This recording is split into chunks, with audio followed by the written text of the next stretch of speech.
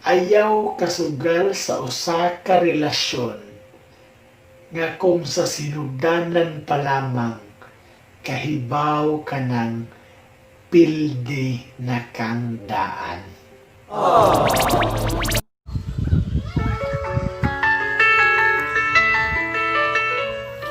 Mga problema, kabahin sa relihiyon, kinabuhi o gugma ang imong giatubang, ayaw paglangan, kaya to kanang hatagan og kahupayan, pinaagi sa tambag ni Kuya E.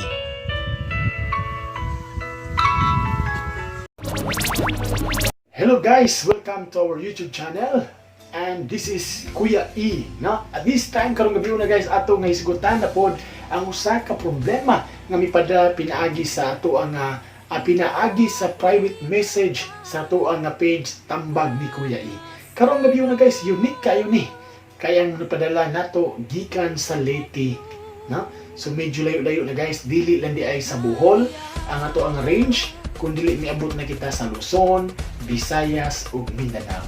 And hopefully maabot ka sa laking nasod, no? Kaya ito na po tayo ng mga supporters nga naa sa lain nga nasod. So hello sa tanan nga mga OFW, mga Bisaya nga OFW na nagsuporta sa ato ang page.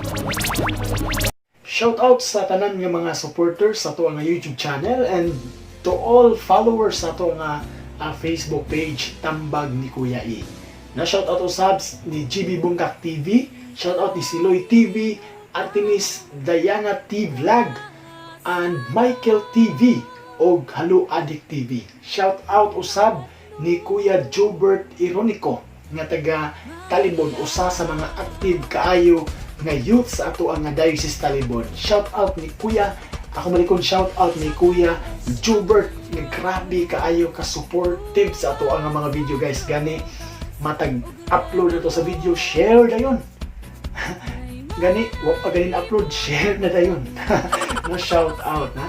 Shout out usab sa tanan nga mga islahanon. Shout out ni Ken Tamas Cabero, shout out ni Janril Magaluna, shout out ni Jonami Perez, shout out sa tanan nga mga youth sa Bilang-Bilangan ug sa tibuok parokya sa Binonido. Shout out sa tanang talyo sa tibuok Talibon.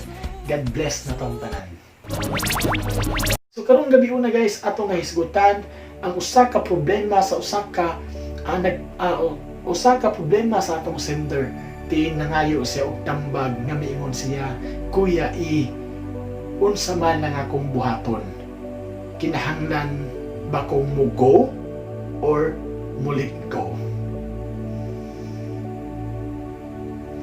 Well, alang kanimo sender ang ako ang ikatambag. Una, akong gamito ng usa ka sikat kaayo nga line sa usa ka sikat ug kaayo nga flip top MC nga taga Cebu nga ginganlan og range. Matod pa niya, kung alam mong hindi ka mahal ng isang tao, you need to let go. At huwag mo nang ipagsiksikan yang sarili mo. No? Matod pa na range.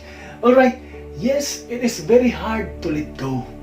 No? Totoo po, napakahirap mag-let go. Pero tandaan mo, mas mahirap ang ma-inlove sa maling tao. Ang ma-inlove sa maling tao. Ikaduha mo, ayaw kasugal sa usa ka relasyon nga kung sa sinugdanan pa lamang kahibaw ka ng pildi na kang daan. Tinuod pildi na kang daan tungod kay ikaw raman di ay ang nag-effort para sa inyo. Ikaw raman di ay ang adunay gugma para niya. No? Matod pa sa usa ka panultihon, mahirap talagang magmahal sa maling tao. At matod pa, bakit ka pa magtatagal sa mga taong hindi ka naman mahal?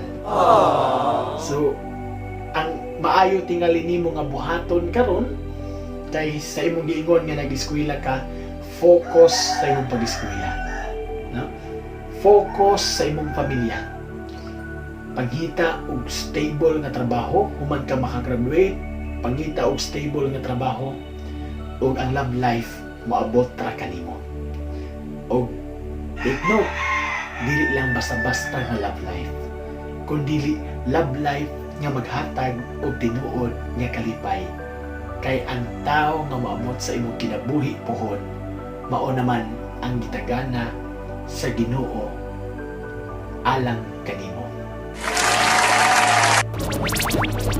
Salamat sa pagtan-aw nining ato nga video. And again, this is Kuya E. God bless. Tambag ni Kuya E.